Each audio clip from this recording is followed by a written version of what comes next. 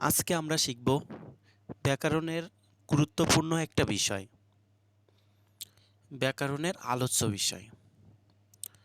আমরা ছোটবেলা থেকেই ব্যাকরণ শিখে আসছি, কিন্তু আমরা যেসব প্রতিষ্ঠানে পড়াশোনা করছি, আমাদের যে সকল শিক্ষক ছিল, ব্যাকরণ জিনিসটাকে আমাদের ভিতরে একটা ভয়ের সৃষ্টি তৈরি করে দিয়েছেন।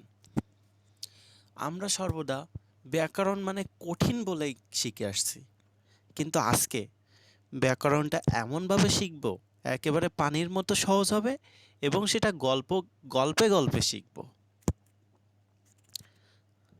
যেমন ব্যাকরণ আজকের দিনের পূর্ব দিন পর্যন্ত এটা আমাদের সকলের কাছে কী ছিল? কঠিন একটা বিষয়। আজকে কিন্তু সহজ হয়ে যাবে।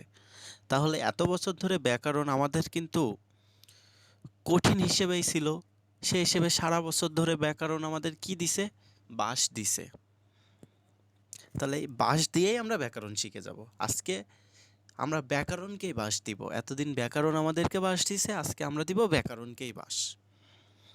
আচ্ছা, বাঁশটা যে দিব, তাহলে বাঁশের একটা নাম রাখা উচিত। নামটা কি? অধবাঁশ। এখানে অতে অর্থতত্ত্ব, ধয় বয়তে ধ্বনিতত্ত্ব, বয়াকারে বাক্যতত্ত্ব, তালবস্যতে শব্দতত্ত্ব। আমরা সর্বপ্রথম অর্থতত্ত্ব নিয়ে আলোচনা করি।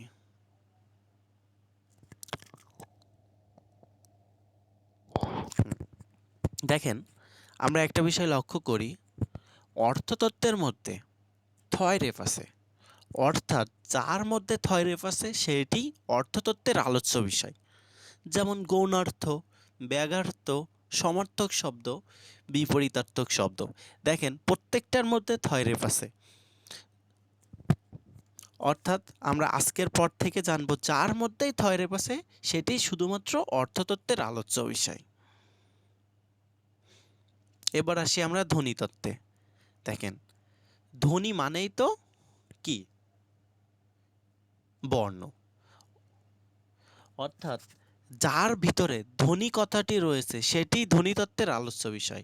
যেমন ধ্বনির পরিবর্তন,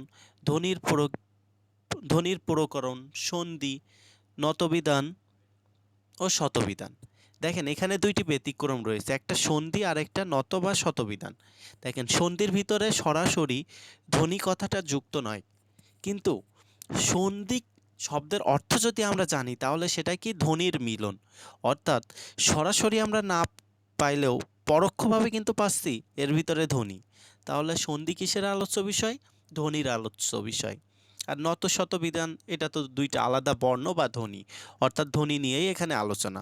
অর্থাৎ কোথায় নত একটা ধ্বনি বসবে, কোথায় শত ধ্বনিটা বসবে। তাহলে আমরা এভাবে ধ্বনিতত্ত্ব জানতে পারি।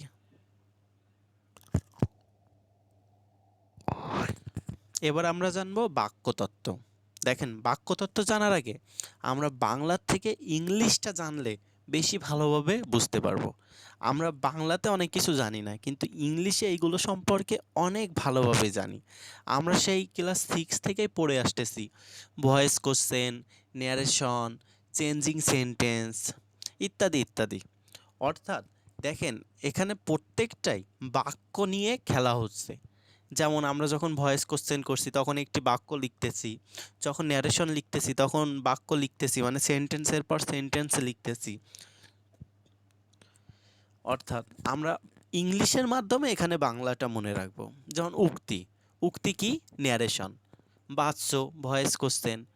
বাগধারা, আমরা যখন বাগধারা পড়ি তখন কি? বাগধারার অর্থ করে আবার একটা বাক্য রচনা করি। বিরাম চিহ্ন তো বাক্যতেই বসানো হয়। বাক্য প্রকরণ, এখানে তো বাক্য আছেই। অর্থাৎ বাক্য নিয়ে আলোচিত হয় এমন সব কিছুই হচ্ছে বাক্যতত্ত্বের আলোচ্য বিষয়।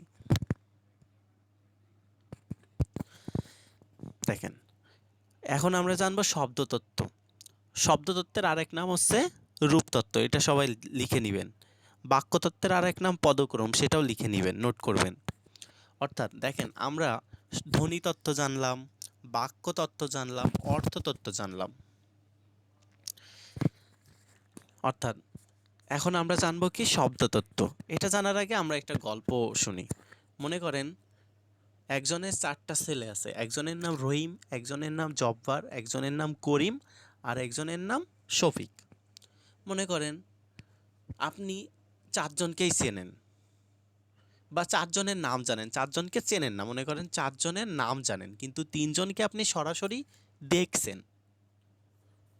এখন অন্য একজন যদি আপনাকে এসে বলে, ধরেন আপনার নাম XYZ, এসে বলল, XYZ আপনি কি হচ্ছে অমুকের এই ৪ ছেলেকে চেনেন? তখন আপনি হচ্ছে মনে, মনে ভাবছেন, না ৪ ছেলেকে তো চিনি না, ৩ ছেলেকে চিনি। মনে করেন আপনাকে ৪ টা ছেলেকে সামনে এনে দিল। তখন কি আপনি চিনবেন? তখন বলল, হ্যাঁ চিনব। কারণ সে বাকি ৩ জনকে চেনে, একজনকে চেনে না।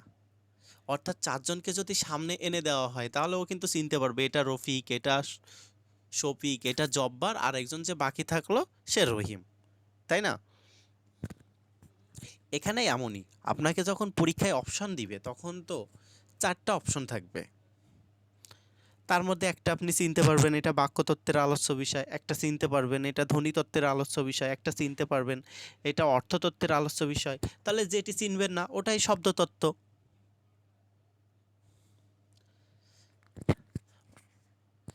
আর শব্দতত্ত্বটা আমরা বিস্তারিতভাবে পড়ব না এই জন্য, কারণ শব্দতত্ত্বের আলোচ্য বিষয় ব্যাপক।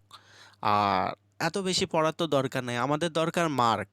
আমরা কিভাবে শর্টকাটে নাম্বার পেতে পারি, আমাদের যত কম পড়ে বেশি নাম্বার পাওয়া যায় ততই আমাদের উত্তম। এভাবে আমরা ব্যাকরণের আলোচ্য বিষয়গুলো শিখতে পারি। আপনারা যদি এমন মজার মজার বা আনন্দের মাধ্যমে আপনার বাংলা দ্বিতীয় শেষ করতে চান তাহলে আমাদের চ্যানেলটি সাবস্ক্রাইব করে রাখুন।